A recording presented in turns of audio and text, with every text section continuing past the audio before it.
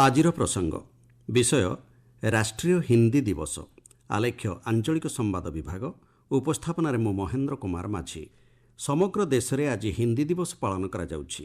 1949 ମସିହା ଆଜିର ଦିନରେ ସମ୍ବିଧାନ ସଭା ଦେବନାଗରୀ ଲିପିରେ ଲିଖିତ ହିନ୍ଦୀକୁ ଦେଶର ସରକାରୀ ଭାଷା ଭାବେ ଗ୍ରହଣ କରିଥିଲା। ହିନ୍ଦୀକୁ ରାଜଭାଷାର ମାନ୍ୟତା ମିଳିବାରେ ଆଜିକୁ 75 ବର୍ଷ ପୂରଣ ହେଲା।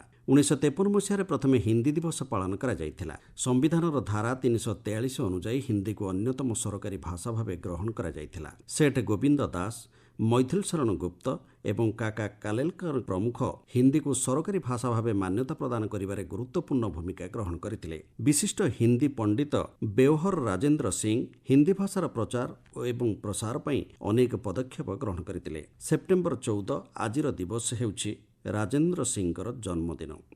ଉତ୍ତରପ୍ରଦେଶ, ହିମାଚଳ ପ୍ରଦେଶ, ଉତ୍ତରାଖଣ୍ଡ, ହରିୟାଣା, ବିହାର, ଝାଡ଼ଖଣ୍ଡ, ମଧ୍ୟପ୍ରଦେଶ, ରାଜସ୍ଥାନ, ଛତିଶଗଡ଼, ମହାରାଷ୍ଟ୍ର ଏବଂ ପଞ୍ଜାବ ଭଳି ରାଜ୍ୟ ହିନ୍ଦୀ ଭାଷାଭାଷୀ ଅଞ୍ଚଳ ଭାବେ ମୁଖ୍ୟତଃ ପରିଗଣିତ ହୋଇଥାଏ।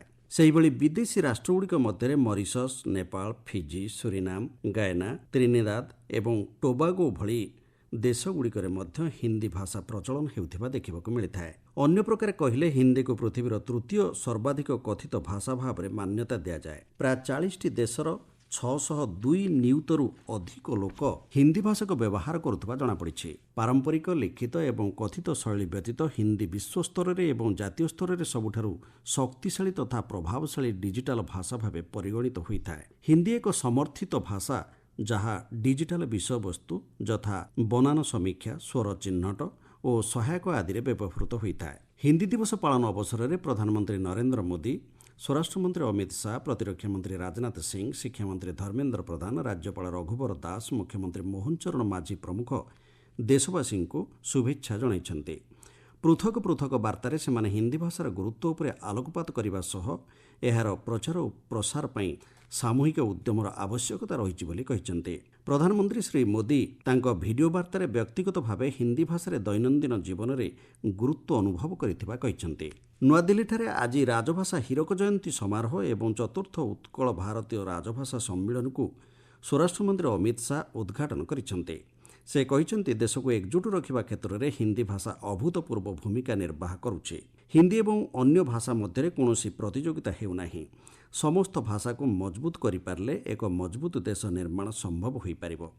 ଜାତୀୟ ଶିକ୍ଷାନୀତିରେ ଏହି ପ୍ରସଙ୍ଗ ଉପରେ ଗୁରୁତ୍ୱ ଦିଆଯାଇଛି ଏବଂ ଛାତ୍ରଛାତ୍ରୀମାନଙ୍କୁ ସେମାନଙ୍କ ମାତୃଭାଷାରେ ଶିକ୍ଷାଦାନ ଲାଗି ବ୍ୟବସ୍ଥା କରାଯାଇଛି। ଶ୍ରୀ ଶାହା କହିଛନ୍ତି ହିନ୍ଦୀ ଦିବସ 75ତମ ବର୍ଷ ପୂରଣ କରିଛି ଏବଂ ହିନ୍ଦୀକୁ ସରକାରୀ ଭାଷା ଭାବେ ଗ୍ରହଣ କରିବାର ହୀରକ ଜୟନ୍ତୀ ପାଳନ କରାଯାଉଛି। ସମସ୍ତ ଭାରତୀୟ ଭାଷା ଆମ ଦେଶ ପାଇଁ ଗୌରବ ଏବଂ ଐତିହ୍ୟର ଭାଷା ପାଲଟିଛି। ହିନ୍ଦୀ ହେଉଛି ସମସ୍ତ ସ୍ଥାନୀୟ ଭାଷାମାନଙ୍କର ବନ୍ଧୁ ସଦୃଶ। ତେଣୁ ହିନ୍ଦୀ ଏବଂ ଅନ୍ୟ ଆଞ୍ଚଳିକ ଭାଷା ମଧ୍ୟରେ କୌଣସି ପ୍ରତିଯୋଗିତା ନାହିଁ। ପ୍ରତ୍ୟେକ ଆଞ୍ଚଳିକ ଭାଷା ହିନ୍ଦୀ ଭାଷାକୁ ସୁଦୃଢ଼ କରିଛି ଏବଂ ହିନ୍ଦୀ ଭାଷା ମଧ୍ୟ ପ୍ରତ୍ୟେକ ଭାଷାକୁ ଅନନ୍ୟ ପରିଚୟ ପ୍ରଦାନ କରିଛି ବୋଲି ସେ କହିଛନ୍ତି। ପ୍ରଧାନମନ୍ତ୍ରୀ ନରେନ୍ଦ୍ର ମୋଦିଙ୍କ ନେତୃତ୍ୱରେ ଗତ 10 ବର୍ଷ ମଧ୍ୟରେ ହିନ୍ଦୀ ଏବଂ ଅନ୍ୟାନ୍ୟ ଆଞ୍ଚଳିକ ଭାଷାଗୁଡ଼ିକୁ ସମୃଦ୍ଧ କରିବା ଲାଗି ଅନେକ ପଦକ୍ଷେପ ଗ୍ରହଣ କରାଯାଇଛି। ଆଗାମୀ ଦିନରେ ହିନ୍ଦୀ ଭାଷାକୁ ସମ୍ବିଧାନର 8ମ ପରିଚ୍ଛେଦରେ ଅନ୍ତର୍ଭୁକ୍ତ ଓ ଅନ୍ୟ ଭାରତୀୟ ଭାଷାକୁ ଅନୁବାଦ ନିମନ୍ତେ ଏକ ସ୍ୱତନ୍ତ୍ର ପୋର୍ଟାଲ ଆରମ୍ଭ କରାଯିବାକୁ ପଦକ୍ଷେପ ନିଆଯାଉଛି। ଏହାଦ୍ୱାରା ଅତି କମ୍ ସମୟ ମଧ୍ୟରେ କୃତ୍ରିମ ବୁଦ୍ଧିମତ୍ତା ବ୍ୟବହାର କରି ଅନୁବାଦ କରାଯାଇପାରିବ ବୋଲି ସ୍ୱରାଷ୍ଟ୍ରମନ୍ତ୍ରୀ କହିଛନ୍ତି। ଭାରତର ବିଭିନ୍ନ ଅଞ୍ଚଳ ଏବଂ ସଂସ୍କୃତି ମଧ୍ୟରେ ହିନ୍ଦୀ ଭାଷା ଏକ ସେତୁ ଭାବରେ କାର୍ଯ୍ୟ କରେ, ଯାହା ଜାତୀୟ ଏକତାର ଭାବନାକୁ ବୃଦ୍ଧି କରିଥାଏ। ହିନ୍ଦୀ ଭାଷାର ଭାରତୀୟ ସଂସ୍କୃତି, ସାହିତ୍ୟ ଏବଂ ପରମ୍ପରା ଉପରେ ପ୍ରଭାବ ରହିଛି। ବିଶ୍ୱ ସମୁଦାୟ ସହିତ ସଂଯୋଗ କରିବାରେ ହିନ୍ଦୀ ଭାଷା ଏକ ଗୁରୁତ୍ୱପୂର୍ଣ୍ଣ ଭୂମିକା ନିର୍ବାହ କରିଥାଏ। ହିନ୍ଦୀ ଭାଷାର ପ୍ରଚାର ଏବଂ ପ୍ରସାର କରାଯିବାର ଆବଶ୍ୟକତା ରହିଛି। ଏଥିପାଇଁ ଆମ ସମସ୍ତଙ୍କର ଦାୟିତ୍ୱ ରହିଛି। ହିନ୍ଦୀ ଭାଷାରେ ମାଧୁର୍ଯ୍ୟ, ଉପଯୋଗିତା ଏବଂ ବହୁଳ ପ୍ରସାରଣ ଆଗାମୀ ପିଢ଼ିକୁ ପ୍ରେରଣା ଯୋଗାଇବ।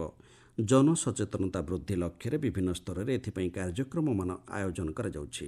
ତେବେ ବିଦ୍ୟାଳୟ, ମହାବିଦ୍ୟାଳୟ ଏବଂ ବିଶ୍ୱବିଦ୍ୟାଳୟଗୁଡ଼ିକରେ ଏଥିପାଇଁ ସ୍ୱତନ୍ତ୍ର କାର୍ଯ୍ୟକ୍ରମମାନ ଆୟୋଜନର ଆବଶ୍ୟକତା ରହିଛି। ଆମ ରାଜଭାଷାକୁ ସମୃଦ୍ଧ କରିବା ଆମ ସମସ୍ତଙ୍କର ଦାୟିତ୍ୱ। ଆସନ୍ତୁ ଆଜିର ଦିନରେ ଏଥିପାଇଁ ସଂକଳ୍ପବଦ୍ଧ ହେବା।